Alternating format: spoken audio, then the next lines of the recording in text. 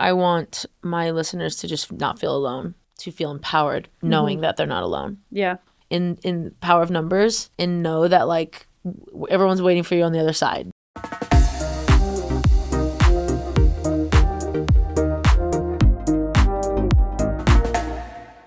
Hi, Mariah. How are you? Good. Hello. Hi. Okay, so we were talking about this before, but where did we meet? We met online. Online. Yeah, right? I think TikTok you recently. used one of my songs. Yes, I think so. And then I was like, who is this bitch? And then it escalated. Yeah, and then I started following you on like every platform. I was like, I'm just going to go and just hyper follow on everything. Your music is amazing. I've added it to my gym playlist. I've added it to other playlists.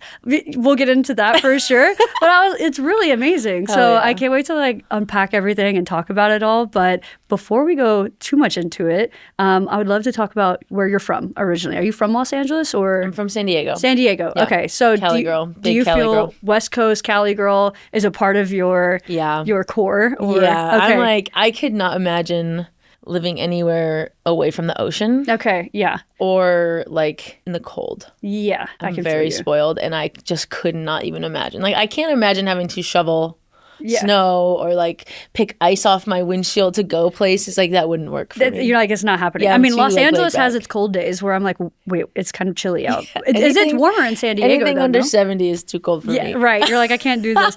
But I lived in New York before, and then Denver, and then moving here. But Denver gets like negative degrees where this is really cold. But also it's kind of wholesome. I don't know, something about it. It's part of the charm. I love Denver, actually. But I think, I love it in Denver. I love it. I always say if I could pick up Denver and move it where an ocean is, that's what I would do. But, yeah, that'd be a vibe. Yeah, it would, but I don't think it's going to happen anytime soon, sadly. Everyone's all outdoorsy out there and like active.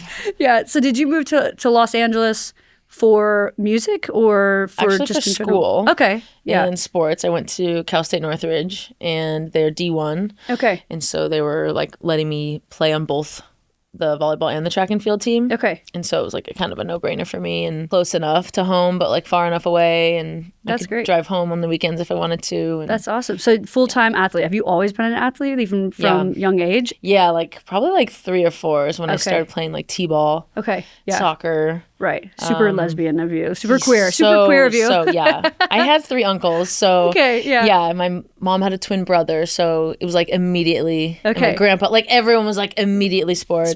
I love that. Was like a stellar athlete. Like my whole family was like athletes. That's awesome. I love that. So yeah, I just kind of went right into sports. You've said before that your athleticism also is a part of your work ethic in a way, right?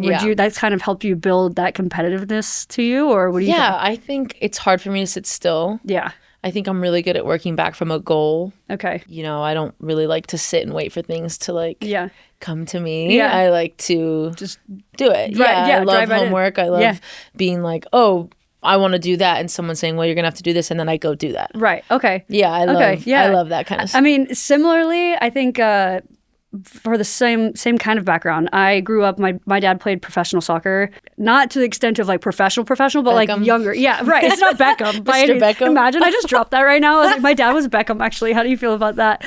That would be insane. I wouldn't be funding my own podcast. I was going to say. I was going to immediately ask you to sponsor me. Okay. Yeah, right. No kidding.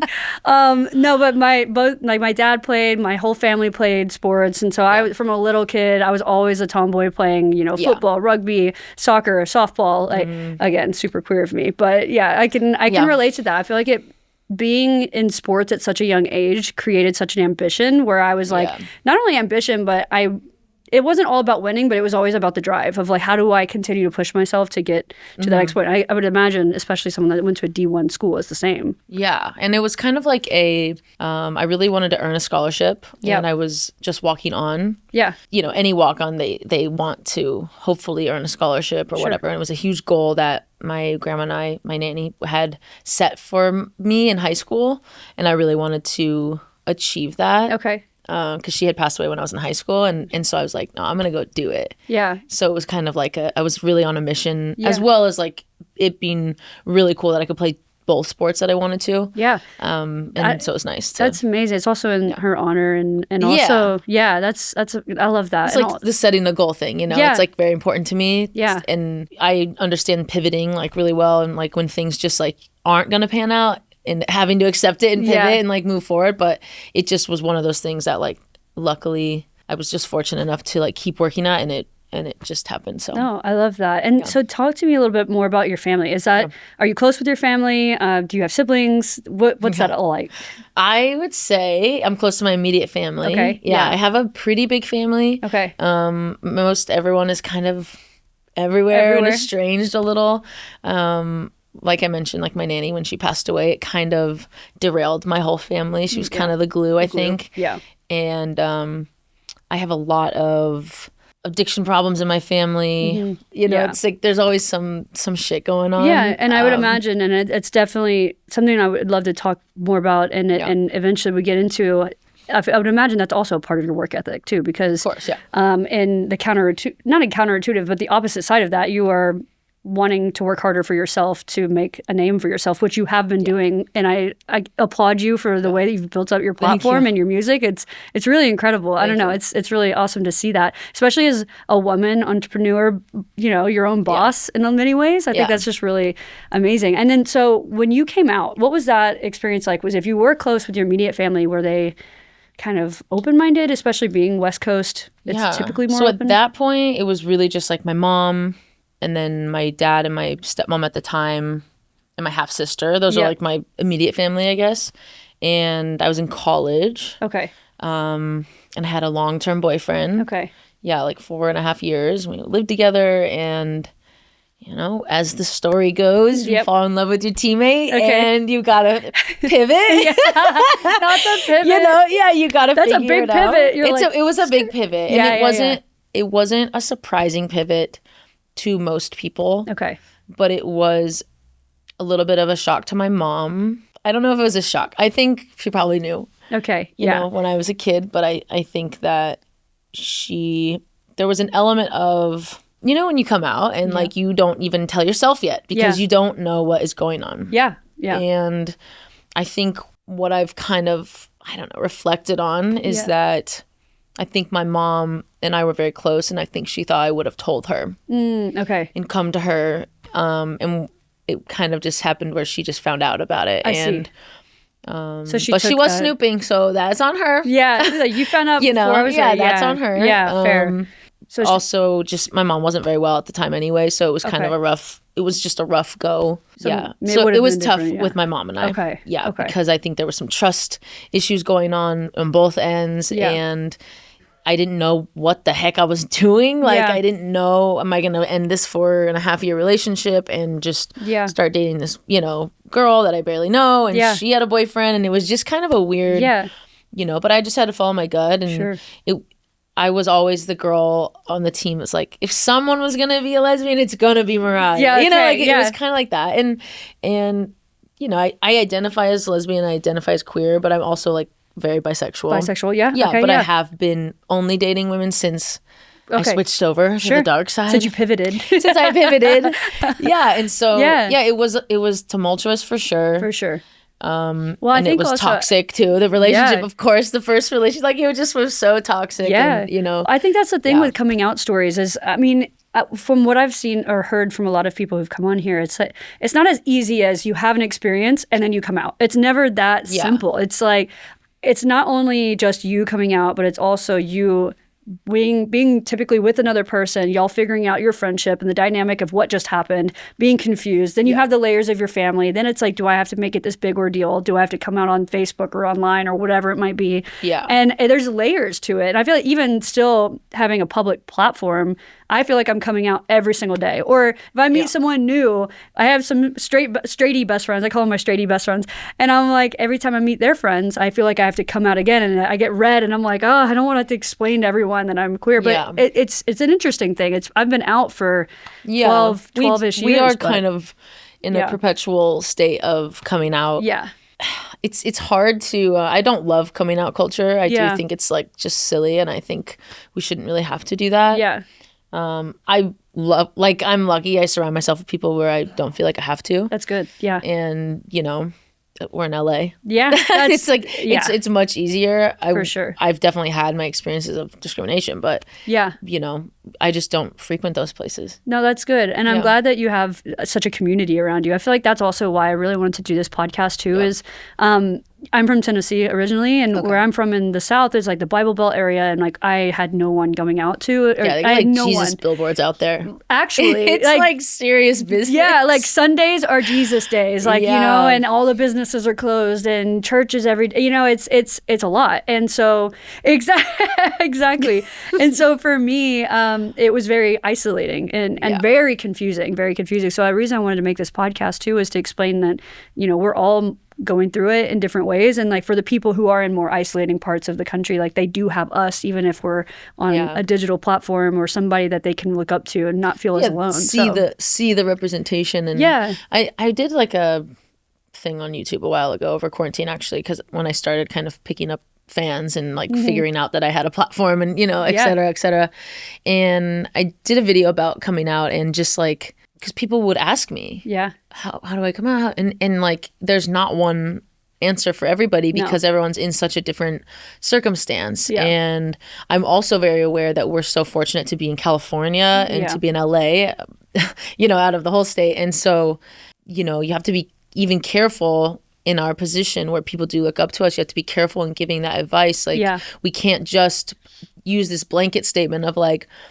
just be who you want to be, and just like, no, some people will get killed if they do that. Like, absolutely. No. And so I usually, if I'm feeling in a serious mood and somebody asks that on like a live stream or something, you know, and I'm very like, I'll get very serious about it. I'm like, do you feel safe? Yeah. If you don't, then no. Yeah. Please don't do that. Right. Absolutely. You know, and like my first thing is always just like, if you have someone, just one person that you trust, that you can tell, it will immediately, you'll like, feel that relief. Yeah.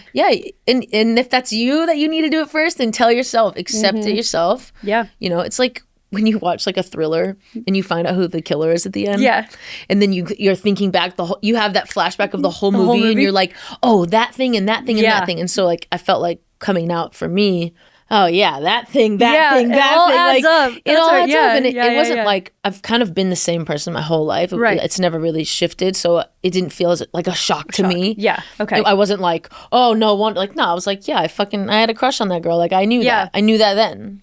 And I said it then. You know what I mean? Yeah, but for me, I was like, when I was younger, I look back on it now where I was adding it up. I would have these insane urges to be friends with people. Like these girls, I would be like, I really want to be, please, let's be best friends. Please, like me, but like as a friend. And then now looking back, I'm like, oh, that was a crush. Obviously, I recognize that now. But then I was just like, I really, really want to be friends, you know? Yeah. And so I think that exactly to your point, everyone's story is so different. And then also, you know, I do a lot of travel content, LGBTQ plus activism. And to your point with, you know, being safe, I feel like there's still 70-ish, give or take, countries around the world that it's illegal to identify as LGBTQ+. You have to be like so aware and careful. And I would imagine with you have a global platform too. I would imagine there's people following your music from all over the world. So I could imagine that that's definitely something that you have to take a lot of responsibility for. Yeah, especially responsibility is a good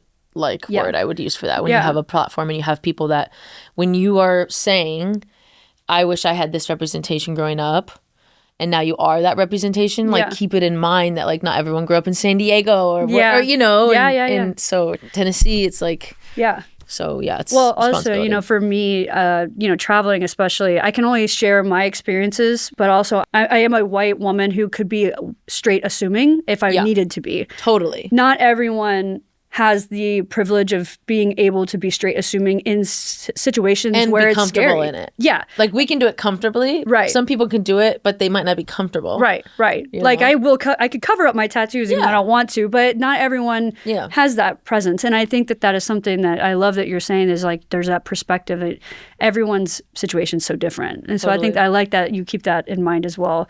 If there was somebody that was going through their own coming out journey and looking for some advice, what would be something that you would say to them? You have to like accept it first before you share that. Yeah. You know, and then once you do feel like you're ready to share it, you share it with someone that you feel safe. And then you branch out from there, you know, because what happens to so many people when they come out is they sadly, they trust somebody and it was the wrong person or whatever. And you know, hopefully not all those situations are like life or death, but you know, sometimes it's like, they fucking told my brother and now they told my mom and now I'm fucked and now everyone knows. But just like trust the universe and like it'll all end up coming to a head where it's supposed to. Yeah, absolutely. I'm like a big believer in that. Absolutely. So it's if it is tumultuous, you are not the first person to go through it, and you will make it. And, you know. No, I love that. You'll make it out. And I know you had mentioned earlier that your sexuality is ever evolving. Is that something that is always been a part of your journey, or is that still on the newer side? You know, I know you had mentioned that you have not been with men since you said coming out, but is that something that you would be open to talking about more? I think one of the biggest things since coming out as queer or lesbian or whatever is like the role in a relationship. Yeah, like a gender norm kind of thing? Yeah, and like what you wear and how you act and the roles you assume in the bedroom and around the house. Like just so many different aspects of it, because I feel like I'm constantly unlearning these things that I learned as a kid that bless up to the fam, but like just weren't what I believe. Yeah, absolutely. And so, I think especially, and I'm sure you can relate to this, like being a sporty girl, like wanting to be Sporty Spice forever and ever and ever.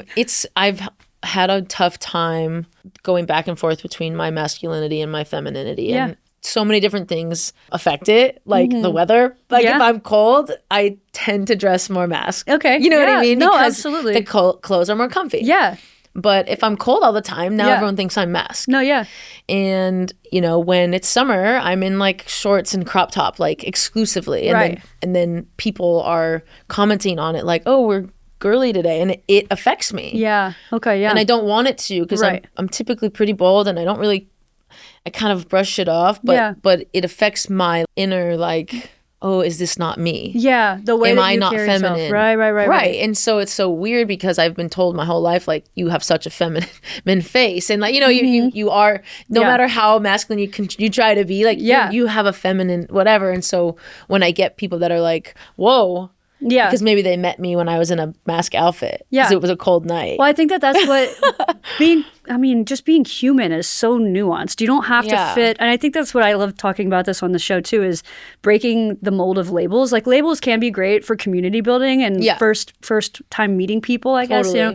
But I think whenever you really, I guess in a lack of a better word, niche yourself down, you almost feel like you're putting yourself in a box again, where you can't go outside of these ways. You can't dress more masculine, you can't dress more feminine. And then you start to feel like, who am I? Like, am I only doing this for other people? I mean, as silly as it sounds, like it's, you know, for example, if I'm dating someone and they're like, oh, there's a spider. I don't want to get it. I don't want to get the spider. I'm just a girl too. Like, you get the spider. I'm just a girl. Yeah, I'm just a girl. But it's also interesting, not only that, but also in the queer community, I guess I'm the typically more masculine presenting person in the relationship. I typically date women who are more feminine than me. Yeah. And I'm already not that masculine, I think.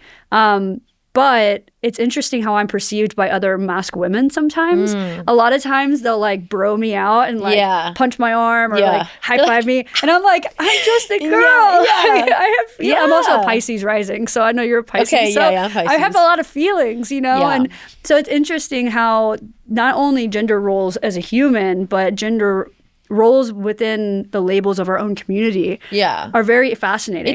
It's definitely something to navigate, especially to like a baby gay. I would say it's like if you haven't figured it out yet, it's tougher to figure out once you like get into the community, because there's so many different options now. You're like you know, you're like, I didn't even know I could dress like this. Like I didn't even know, you know, and so then you start to try things out, you know, like that you know, oh, I want to wear this, I want to wear that. Yeah. And I find that for me right now, in the past like year, I would say, I've been just struggling a little with like how it correlates to my music. Okay. Yeah. Because it's tough. Like I started my whole TikTok era kind of started in like thirst trap type stuff, and it was pretty masculine.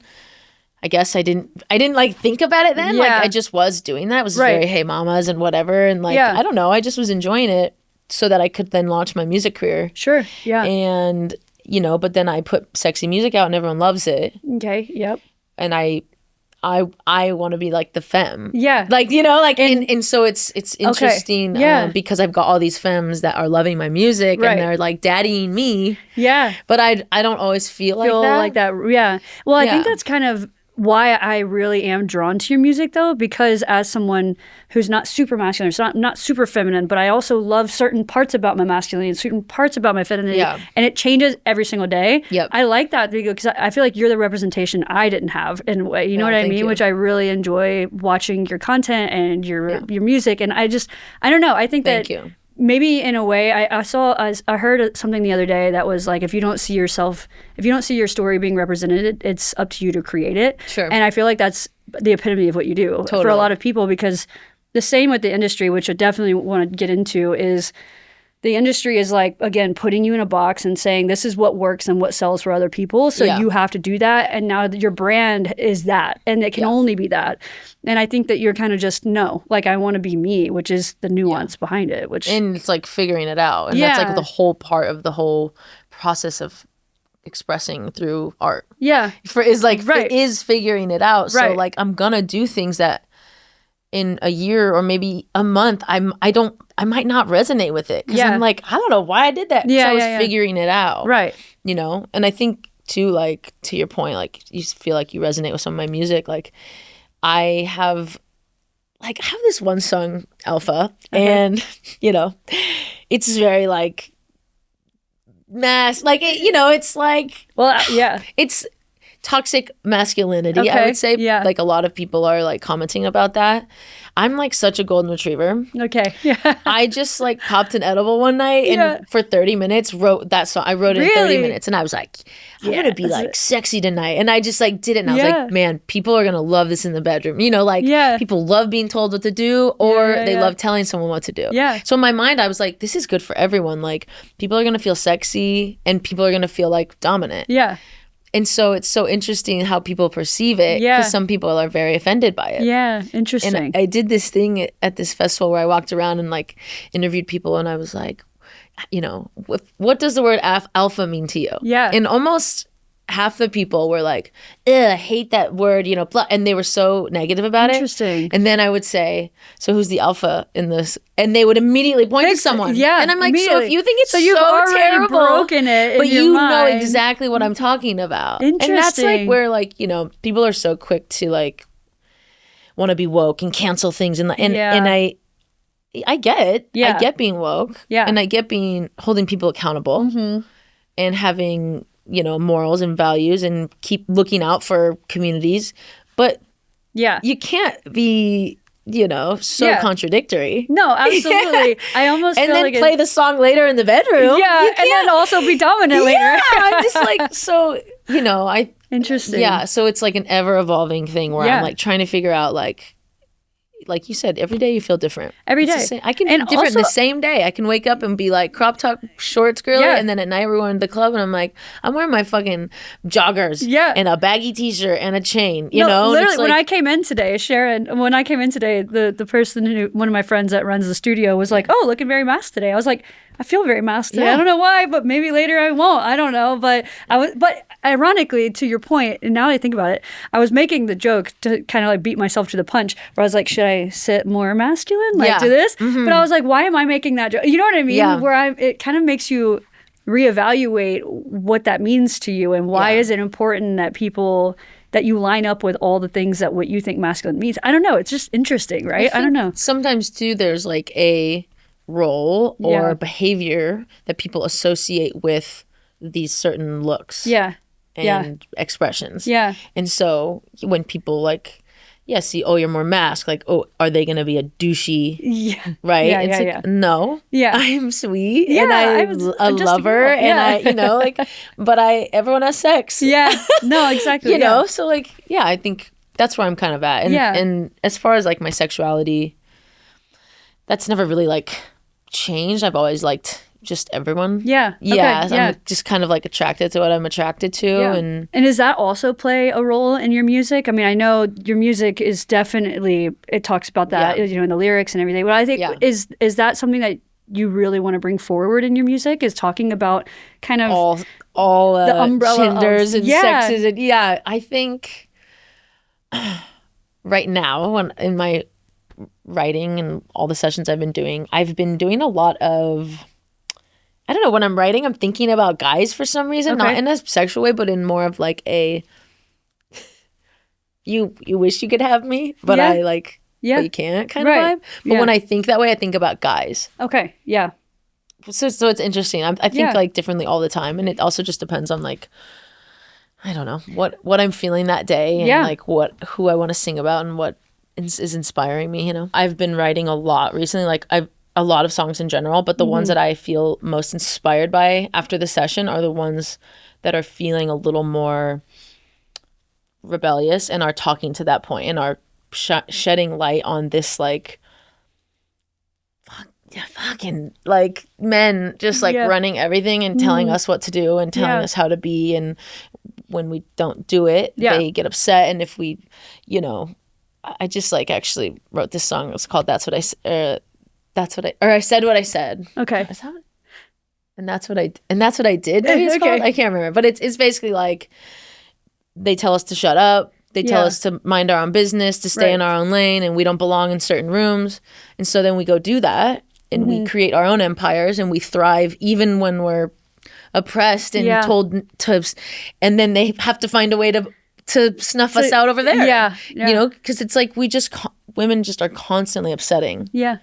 Men. Yeah. Well, I think we're shitty men. Shitty men. Not all of them. Yeah. I love a good boy. It's so to the woke culture side of things, which I do like about everybody starting to become more aware is that we are living in a patriarchal culture where we are being told, fed from such an early age that this is what your life is meant to be, and you are meant to be and look and act a certain way to eventually get male validation, right? And like I think that for the queer community, it's just interesting how that works, especially for more masculine presenting women. I think for me, it's because I've been slightly more masculine presenting my whole life, more tomboy. Men were always like, what a waste, you know, or like, I don't believe you, or whatever it might be, or like, you know, and I'm just like, oh my God, have you ever gotten like the craziest, like what comments have you ever received from man where you're just like. Really irks me, and I know it irks the community, is when people see a lesbian couple out and they ask if they're sisters, no matter what they look like. Right.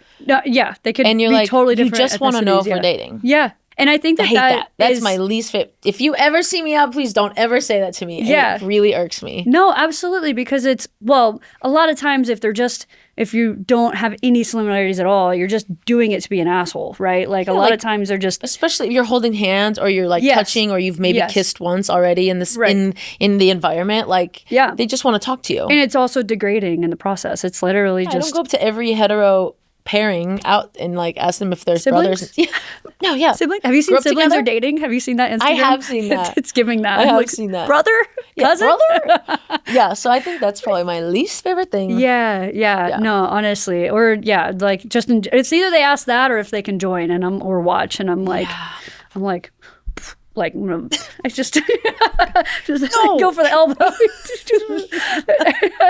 But I'm like 5'3" and I can't, you know, I'm just going to run away really fast. I think just like too, like thinking about growing up, like I feel like I was taught that anyway. I was taught like, I feel very grateful that I grew up being very spoiled with love and being constantly told that I was the best. Yeah. Okay. And I know that could backfire. Yeah. But it really instilled a lot of like confidence in me and a lot of drive to like be the best. And luckily, like I've unlearned the bad stuff that come with like being taught that. Yeah. To where you can be like, I'm not always the best. Yeah.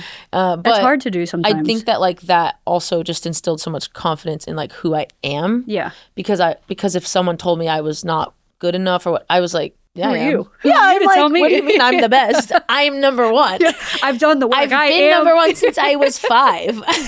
You know, so like I feel really fortunate. Yeah. And I think like I have a lot of like empathy for people who maybe didn't grow up in that way. Yeah. And then also came out and it was tumultuous. Yeah. And then, you know, now they're having to find themselves and they don't maybe have that foundation of like, I'm awesome.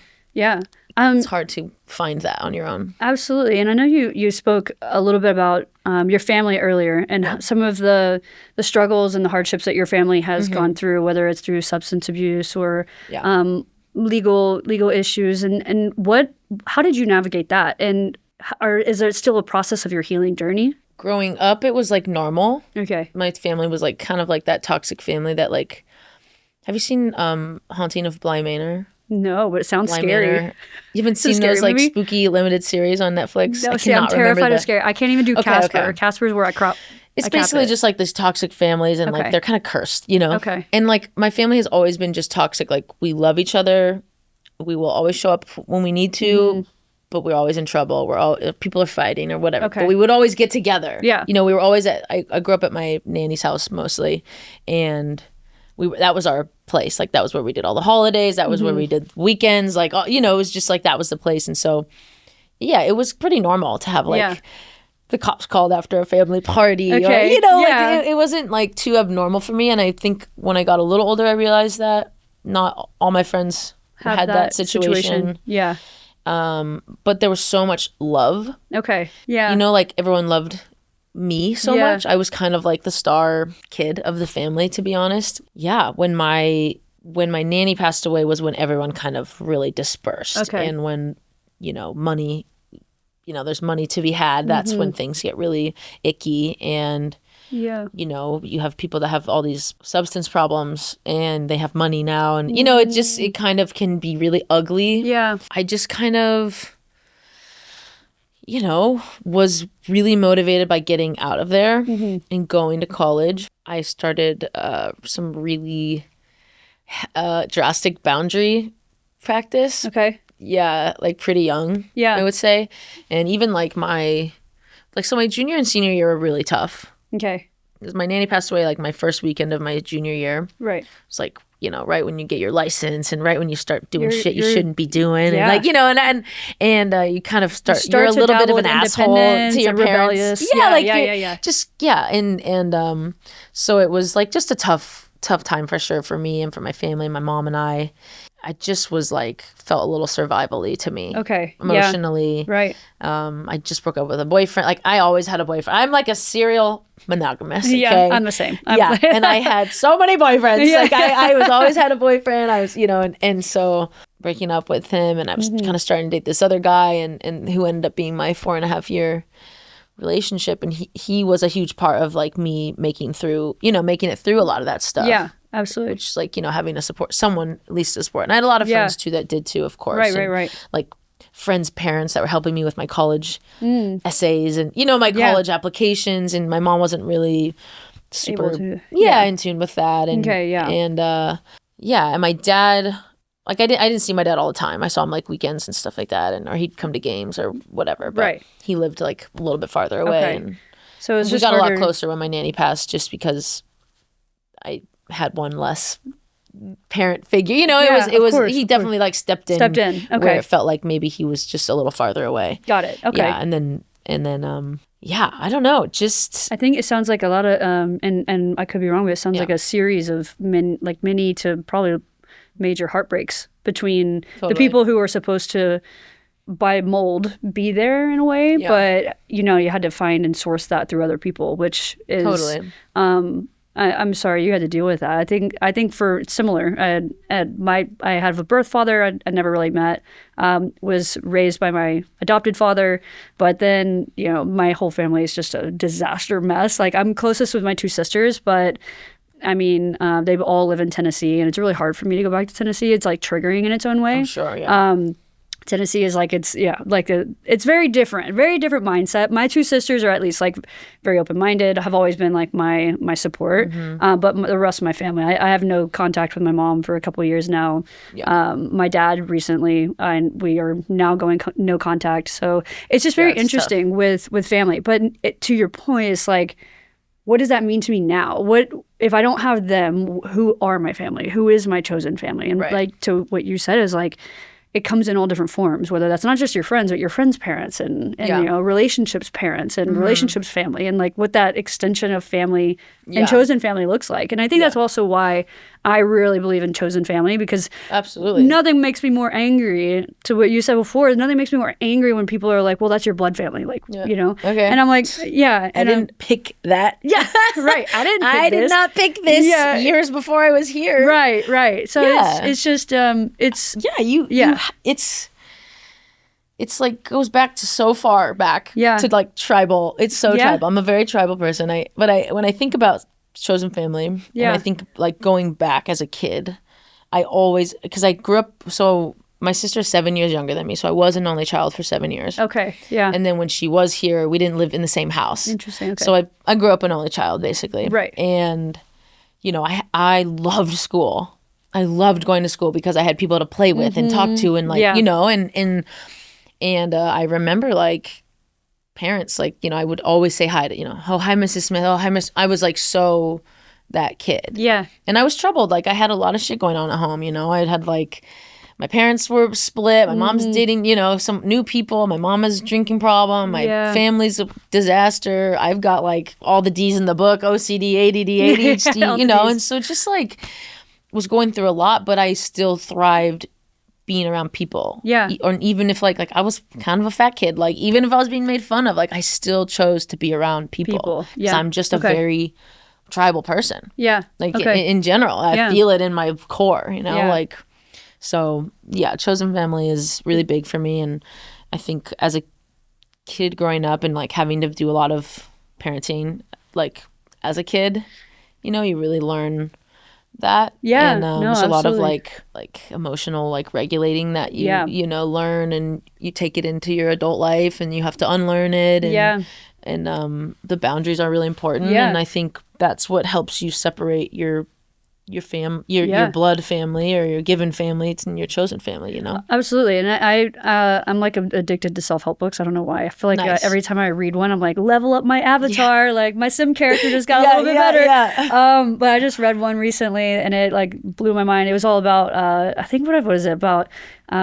This is crazy sounding, but the title was crazy. It was like growing up with immature parents or something like that. And I was reading it and it was talking a lot about emotional intimacy and emotional loneliness. And I was like, oh shit, like that is something, because I grew up really independent and like raising my sisters in a lot of ways. I feel like I grew up with like an emotional loneliness where I seek that in friendships a lot because I'm like, this is fulfilling the emotional intimacy that I've always craved, which is, it's interesting. And that you learn sometimes too, like, my last girlfriend, I would say, like, I realized deep into the relationship that she was very similar to my mom. Oh, really? Okay. And the love that, like, I experienced from my mom, and it was sometimes conditional and some, like, you know, just tough. Yeah. A little tough. Yeah. And but when it was good, it was so good. Yeah. It was so, I earned it. Yeah. I stuck around and I earned it, you know? And then when you're in trouble, you're in trouble. Yeah. And you know, you have to unlearn that first example of love, whether it's what you saw or what you experienced. Like I really I've done a lot of therapy to like work through that and and like really maintain the boundaries that are really tough to break without that blood family. It's tough to break. It's tough to set those boundaries with them. I think a lot of times people, and for myself included, whenever I did start to decide I need to make ties or set boundaries or go no contact fully. And I still go through these waves of guilt where I'm like, maybe I should give them another chance, maybe, you know, and I think, you know, a lot of people go through those waves of guilt. Should I just try again one more time? And sometimes sometimes forgiveness, it does work. Everyone's stories are very different. Every person, every relationship is very different. For someone who might be going through those waves of guilt or of really prioritizing themselves, what would be something that you would recommend, or maybe a practice that you do that you've learned? Sometimes I have a hard time giving that advice because I don't have to live anyone else's life. True. But for me, in my personal experience, you cannot want something for someone else if they do not want it. So if you want someone to accept you, and they don't want to, you cannot make them do that. True. If you want someone to get clean and they don't want to, they're not going to. Those are the kinds of boundaries I've had to set. Yeah. Are, you know, you either want to see me and I'm going to be like this, or you don't see me. Yeah. Period. Yeah. Right. Or like you either, you know, get like down with the get down or, you know, it's not happening. I won't be around you if you're doing drugs. Yeah. Period. Yeah. Right. And it's really hard, you know, it's very hard, especially when the person really doesn't get better, or you know, or it doesn't, and then there is an end, right? There's, you know, I've had two situations in this case, and one was recently actually just happened last year. So I have an aunt, my mom's sister, and she was pretty mean to me growing up. She's kind of mean in general. She's pretty harsh, pretty estranged from everyone. And I kind of made up with her after the whole nanny dying and, you know, everyone kind of leaving my mom and I high and dry, and kind of, it was just a really shitty situation. Yeah. But I'd seen her a few years ago at my cousin's wedding, and I was like, whatever. I can see that they all just love me and they want to see me. And I see that because I am happy and thriving, and I've moved forward. Yeah. And they're still in the past. Yeah. Interesting. And so for me, like, you know, I was like, whatever. And last summer, she passed away of an overdose. And it was weird. It was a weird thing because you're like, okay, I haven't seen you in a while. I didn't really mend things up. Yeah. I didn't make an effort. Mm-hmm. You know, and there's like, maybe it's regret, maybe it's just sadness, you know, and like almost like a closure was, but it's closure, and it's not necessarily the closure that like you would imagine in your head, like, okay, we're gonna have this moment one day, and then we'll all be happy separately, and then someone dies, right? And so it wasn't the ideal situation. Yeah. So like, but I'm fine now. Yeah.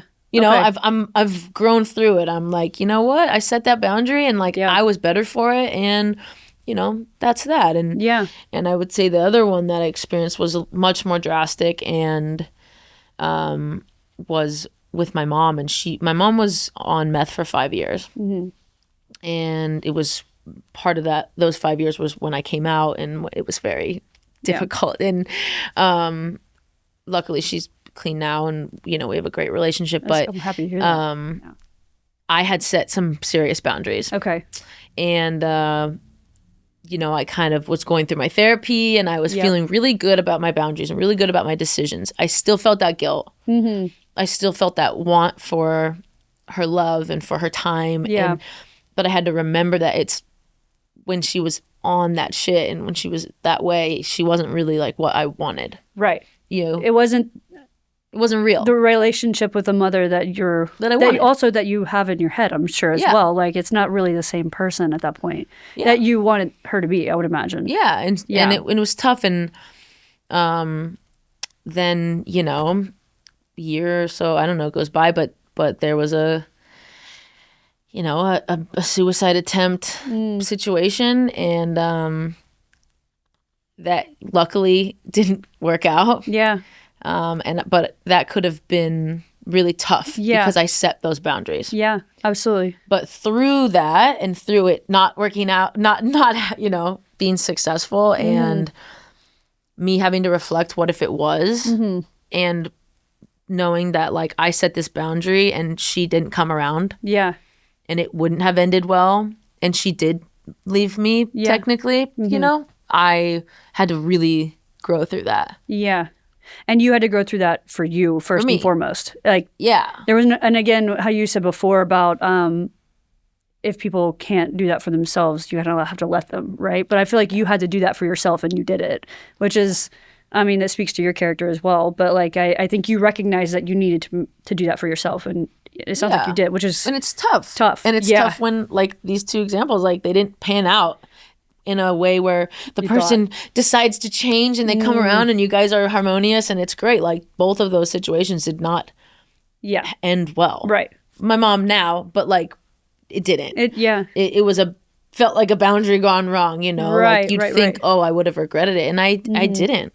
After I healed through the like feeling of like, you know, shit, my mom almost just left me. After I set a boundary. Yeah. And that guilt of like, was it because of me? Because I didn't visit her. I didn't do this. I had to really work through that. Yeah. And luckily was able to come to the conclusion that like, no, that I would do that boundary again and again and again. Yeah. Even if that attempt was successful, like I would do it again and again because my life was better for it. And I was honoring like me and what I want to do. And your own mental health and your own well-being. Yeah. Right? And you know, God bless the freaking generation before us, and especially the one before them, but like they were just taught to just deal with whatever, and this is how it is, and so this is what you do, and it's like, No, yeah. Fuck no, it's not. Oh, absolutely. You don't treat me right? No. Yeah. I think it's particularly fascinating with like a generational trauma, as you mentioned. Like my whole family deals with severe generational trauma. Yeah. And I mean, it was passed and passed and passed and passed. And when it got to me, I was like, it ends here. It's ending with me. I don't give a shit. It's literally ending here. And so I'll be 4 years sober in May, which is crazy. From alcohol abuse for like 10 years. My mom is an addict to her own degree. Very manipulative.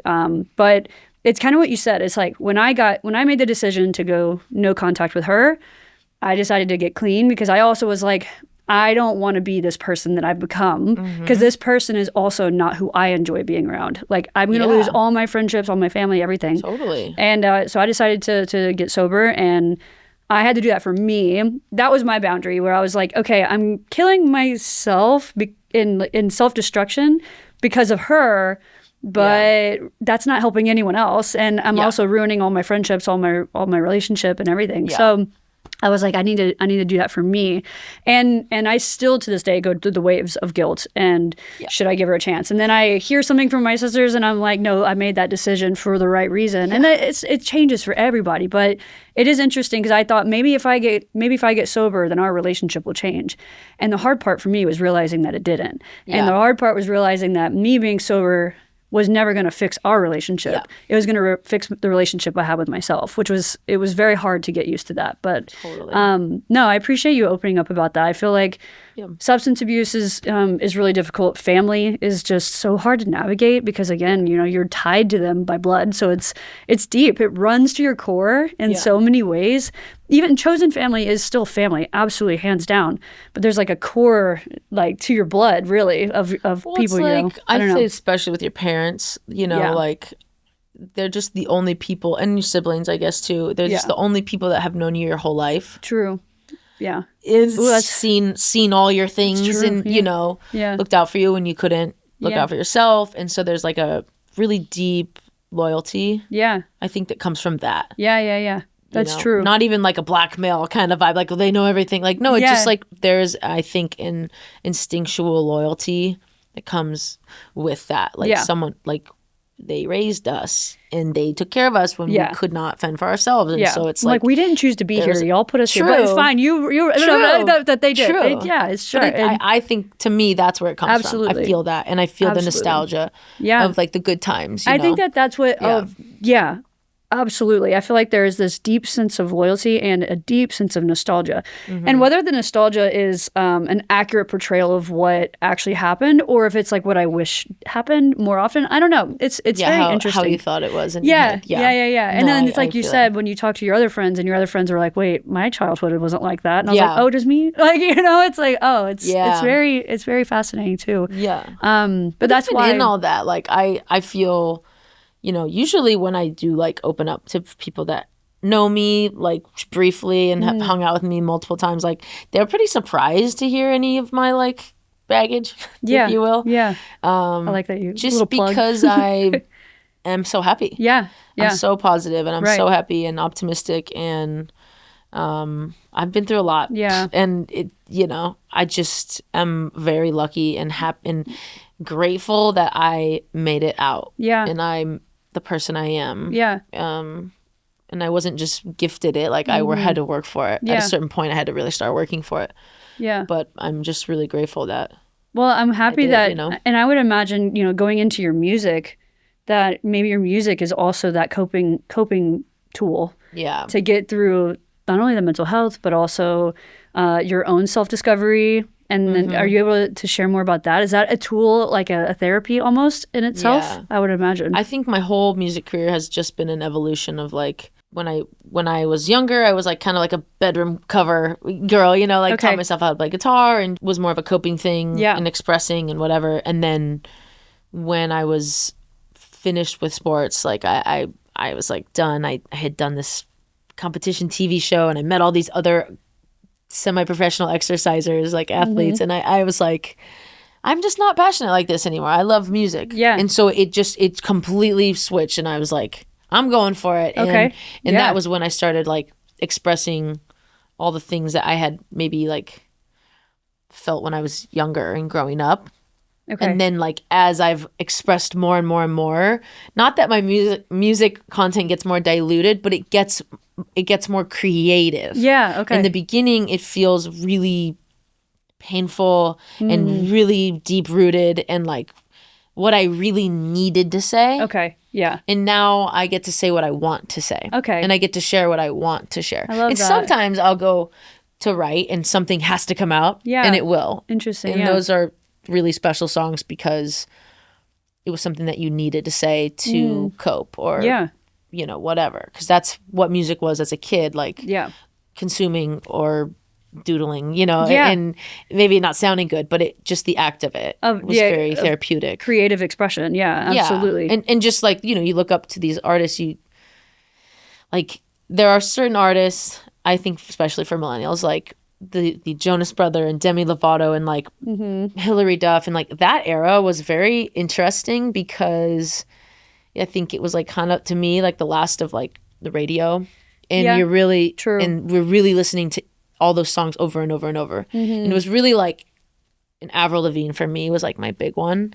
I was just truly like fully escaping. Okay, yeah, and I know it's like all generations have their music that they escaped with, but I really was like really escaping. Mine was Simple Plan.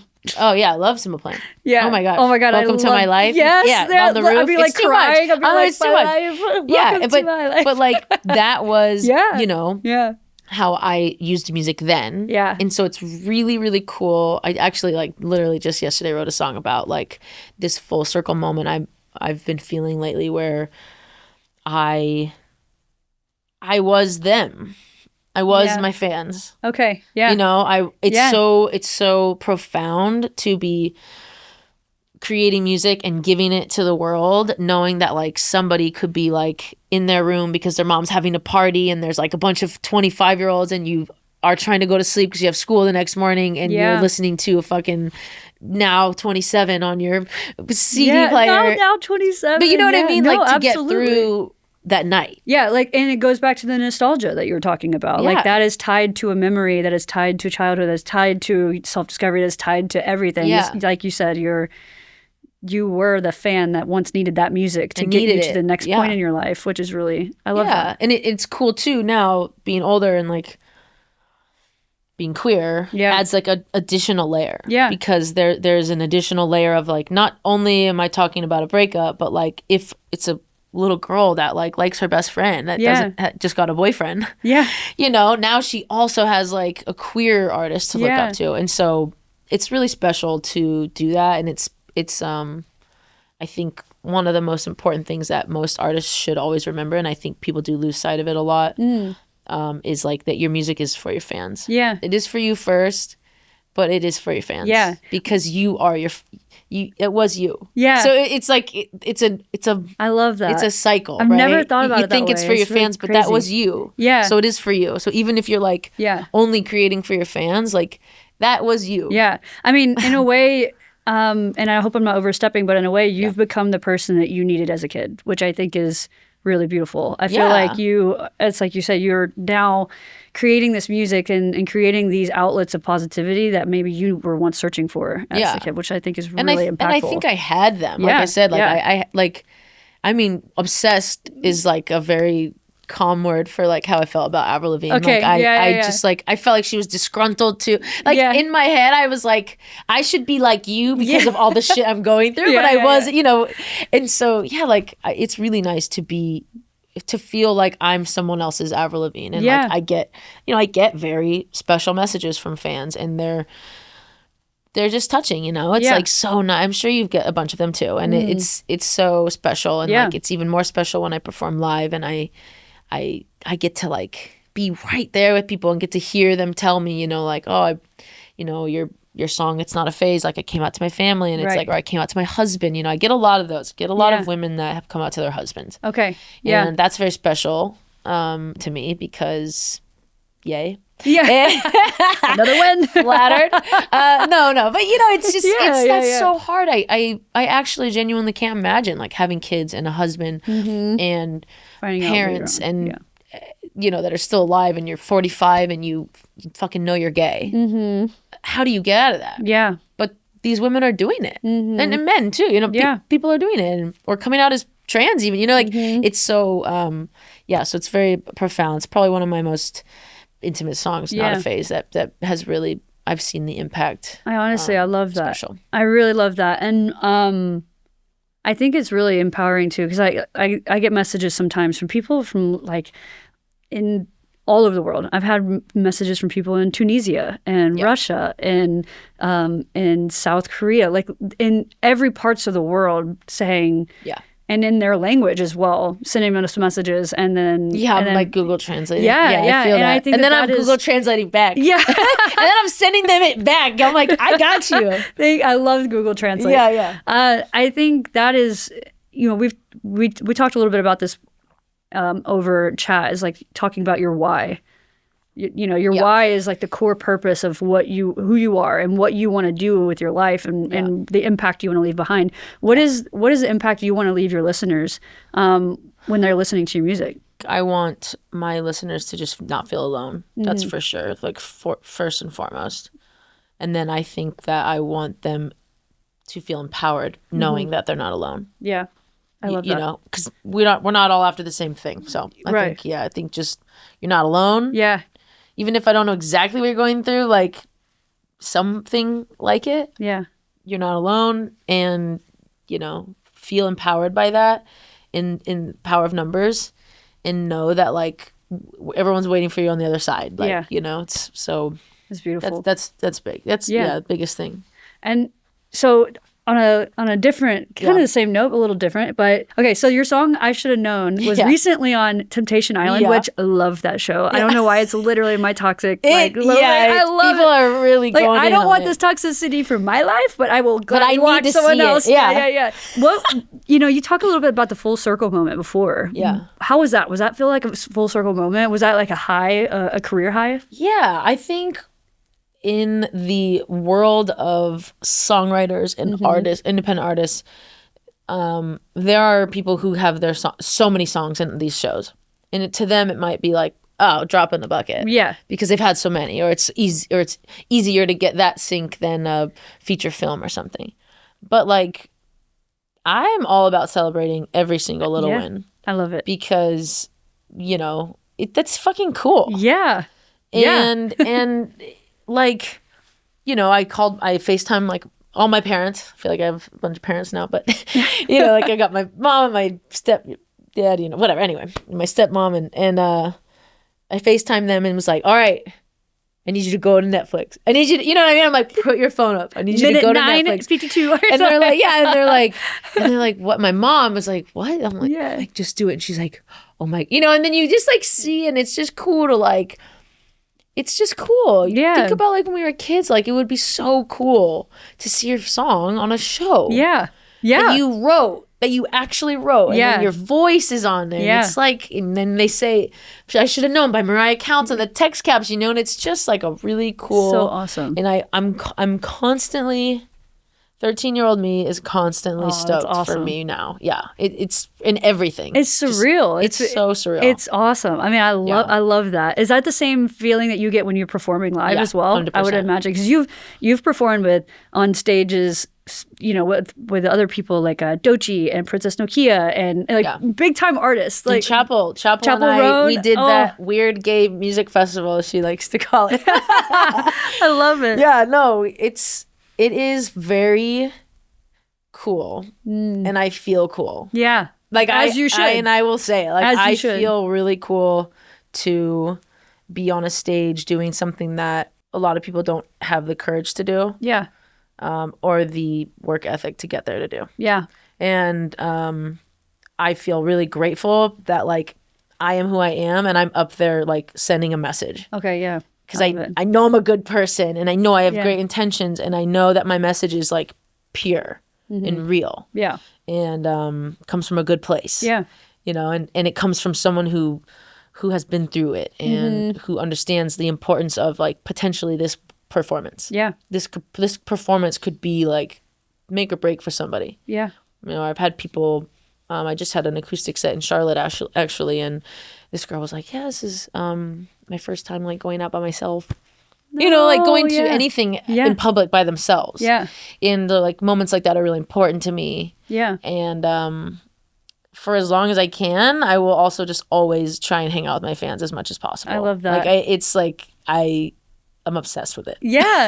I mean, it's amazing, but also it's not to downplay it at all, but it's a parasocial relationship. When you're sharing so much of your relationship online, these are to an extension your friends. Like some of my fans, or not my fans, I guess like some of my audience that follows us, they have been following us for years. Yeah. For 4+ years. Yeah. They know what our favorite colors are. They know what my favorite music is. They know what my celebrity crush is, Dua Lipa. Yeah. They'll send me reels of Dua Lipa. You know what I mean? Like, it's insane. It can be a little... It's like, how do you know me jarring? More than me? Yeah. Like, after COVID, I went on a tour, like a DIY tour, and I drove across the entire country, even into Canada. And I was getting a lot of like... wow, you're different than I thought you were going to be. Yeah. Because they were like expecting this like, hey mama, you know, like whatever. And they're like, you're so different. And I'm like, yeah, of course. I'm like a normal person, you know. I'm just me. Yeah. And then that, what you were just saying, like they know all these things because we go live. I was going live so much. Mm-hmm. And they would be asking me about things that I couldn't even remember happened. Yeah. Like, oh, whatever happened with that one thing. And I'm like, I don't even remember that happened. Yeah. Like, how do you know that? I've had people message me and say, hey, did you ever get your salt refilled? Because I noticed that you were cooking in your video and your salt shaker's low. Yes. And I was like, yes. Actually, I need to go get that refilled. But that's it. That just shows you, like, if I was a kid and we had live like this, I would have been doing the same thing. Yeah. Especially if I felt lonely. Yeah. And it just shows you, like, the impact. Yes. Yeah. Even if there's like 4 people on your live. Yeah. Those people need something right then. Yeah. And that's like so crazy that we can be providing that. Well, I think with social media, sometimes people are like, oh, the numbers didn't hit. The algorithm's not working. But if 4 people walked up to you right now and sat here with you and listened and wanted to be in your presence, that's already incredible. You also have 100 people, 10,000 people, 300,000. You have 300,000 people following your journey on TikTok. I feel like 300,000 people is significant. Like that's significant. It's populations, right? Like, I don't know. I just think that we forget, and it's so easy to forget sometimes how much of an impact we are making on social media, the people that we're reaching around the world, which I think is really special. And I think social media gets its bad reputation. And I actually do have a question that I wanted to ask about social media. As being a singer-songwriter, I know sometimes now with some of my friends that are in the music industry, they have trouble figuring out how to balance between making a TikTok song, which, you know, it's hard to do because TikTok does have its virality opportunities, but also staying authentic to themselves. Is that something that you ever deal with, or you're just like, I'm putting all the authenticity in there and seeing what happens? I think it's really hard to not let that thought creep in. Yeah. I think I'm at a good place now. I definitely went through that feeling of like, when I was writing, I'd be like, oh, it'd be so great. To me now, I'm such a visual that I've transferred it over into writing it first. But then being able to acknowledge as I write, like, oh, that would be such a funny TikTok. Yeah. So I don't let it like dictate anymore. Got it. Good. Okay. And I do have some sessions like, because I collaborate all the time and you know, if sometimes people will be like, oh, and it would be so good for TikTok. And I like pretty much right there, like to let them know like, hey, I don't really want to write for TikTok. Yeah. Okay. That's good. Just because the authenticity. Yeah. People sniff out the bullshit. They do. They will. They have. In 0.5 seconds. They always have. Yeah. And they always will. Yeah. And you know, whether or not it's a success or not, like that doesn't matter. People still will sniff out the bullshit. Yeah. It could still be really successful. I mean, look at our president. Yeah. People sniffed out the bullshit and we still have him, That's right? a whole other hour. But you know what I mean? I'm just saying, like, no, even honestly. when people sniff out the bullshit, it doesn't mean it can't do really well. Yeah. I just prefer not to go that route. That's good, yeah. So, yes, it can be tough. Yeah. Not to be like, oh, man, people would eat this line up. Yeah. But it doesn't feel as real to you. Yeah, sometimes. And sometimes it just works out and you're like, wait, this is really funny. Yeah. And this would really work. This is what I want to say. Yeah. So it's perfect. And then it's authentic because it's what you want to say. Sure. I love that. Well, do you have any upcoming projects or music or a tour that you're going on that you wanted to share with everyone? I'm planning an end of the year tour. Yeah, very excited about that. It's very beginning stages. Very exciting. Yeah, it's time to get out there. Yeah. Again, it's been 3 years. Okay. Since I was out there. I've done some Pride tours. Okay. But it's time to get out to some cities and get some people out there. I think a lot of new music is coming. Okay. Yeah. I've just been in like 4 to 5 sessions a week, just like absolutely drilling the writing and just trying to find what feels like me right now, what feels like something that everyone needs right now. Mm-hmm. You know, just kind of like taking everything into consideration. Yeah.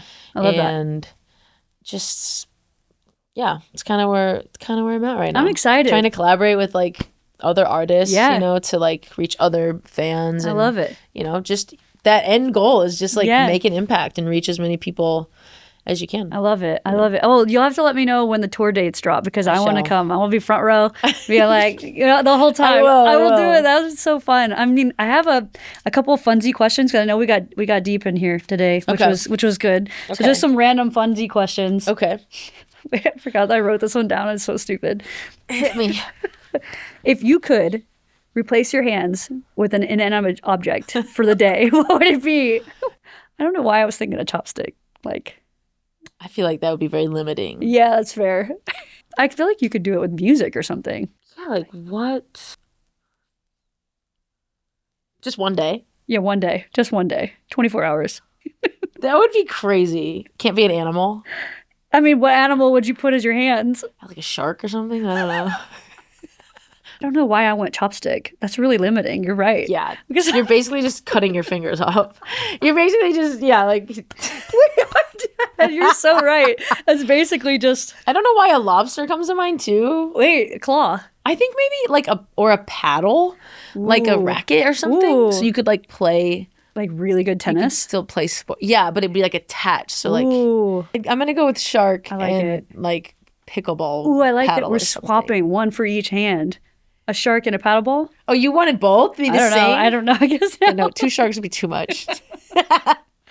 All right. Do you have any superstitions? Like, what's the silliest superstition you have? I think probably the silliest one that I just can't get rid of is the like going over the railroad tracks. Okay, what, you can't step on the crack? Like if you have to like lift your feet or something when you go over a railroad, or you have to touch like the roof of your car, or else you'll get pregnant. What? I don't know. So wait, that didn't age well for me, and that's probably the craziest one that I still think about when it happens. I'm dead. I thought you were saying I'm like, oh, gonna get pregnant, and I'm like, no, I'm not. Now I'm gonna think about that. Wait, when do you hit the roof? Like over or you like pick your feet up while you go over it. Wow. Okay. Yeah, or you'll get pregnant. Okay. All right. Well, I've never heard of that superstition, but I'm here for it. Or the tunnel, like going under the tunnel, hold your breath under the tunnel. Oh yeah. I do. Or you'll get pregnant. All of them end in pregnancy. Apparently. Period. I feel like except for 11:11. Oh, I always do that. That's just like straight up wish. I literally always do that. I literally like stop and I'm saying 11:11 and I'm like, Yeah, I like have to kiss my phone. Do you? I have to kiss like if it says 11, but if it says 11:11 and I close my eyes to wish and I open it and it says 11:12, it doesn't count. I don't make the pregnant. Wish. You're pregnant. You're like, not again. We are dead. I don't have to say like I'm Mariah Counts and you can find me here. Yeah. You can follow me watching Disney Channel. Honestly, you can start with that. I'm keeping that in. I'm keeping that in the edit. Okay, you can find me on Instagram, MC Schmammer. Why did I do that? Because in college, we used to say we're getting schmammered, and I thought it was funny, so I did MC Schmammer. Instagram, MC Schmammer. TikTok, Mariah Counts. Spotify, Mariah Counts. Everywhere else, Mariah Counts, but the Instagram is staying MC Schmammer. I'm so happy you said that because I've been curious about MC Schmammer. I was like, what is it? I was like, I don't know. But maybe people call me in public now sometimes. Schmammer? They'll be like, MC Schmammer. And I'm like, no fucking way. You're like, wow. Yeah, I'm like, no fucking way. Every other platform is Mariah Counts except MC Schmammer. And people also think that Mariah Counts is a stage name. Oh, but it's your like actual. My also, name is Mariah Counts. Fun fact: my sister's name is Mariah, and she's like one of my favorite people in the world. Yeah, so that's why I was like, we're. It makes sense. Yeah, this is why it was serendipitous that we met. Yeah. It worked out. But thank you so much for coming on. This is awesome. I appreciate you opening up, and I know we have a lot of things in common there. I appreciate you coming out and being a part of this. Yeah. And now we got to make this a routine that we hang out more often because we've seen each other twice this month. Yeah, we didn't mention the mansion party. Oh, we didn't mention the mansion party. No, but we did physically meet at the mansion party. With a lot of lesbians and queer women. A lot of lesbians. Yeah, literally all queer women. At a different podcast. And a different podcast. Yeah. But that's where I feel like this is the way you should meet people, at mansion queer women parties. Why are we meeting anyone else? I think that's kind of crazy. Why would we meet anywhere else? Why would I ever go to the public, like a grocery store, and meet someone? I need to meet someone at a mansion queer women party. Are you kidding? And that's a wrap on this episode of She Comes With Baggage. If you loved this conversation, please make sure to follow She Comes With Baggage on Instagram, TikTok, and YouTube for more content and behind-the-scenes moments. And if you're tuning in from Spotify, Apple Podcasts, or any other audio platform, please don't forget to leave a review. I love hearing from you. Your support helps keep these conversations going. And just remember, if you are carrying any baggage, you're not alone, and we might all be more alike than we realize. See you soon.